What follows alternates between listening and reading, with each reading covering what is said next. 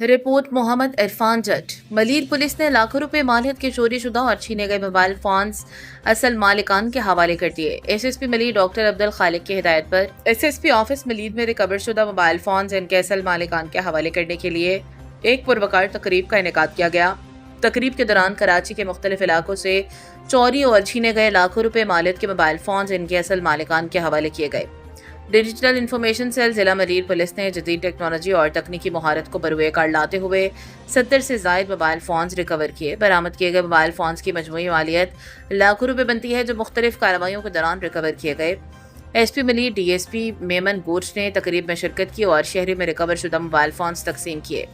गुमशुदा और चोरी शुदा मोबाइल फोन्स वापस मिलने पर शहरियों ने खुशी का इजहार करते हुए मलीर पुलिस की काविशों को सराहा।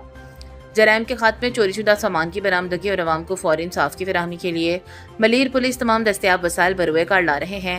जदीद टेक्नोलॉजी, मौसर इंटेलिजेंस निज़ाम और अवामी ताउन की बदौलत जराइम पेशा अनासिर के खिलाफ नुमायां कामयाबियां हासिल हो रही हैं।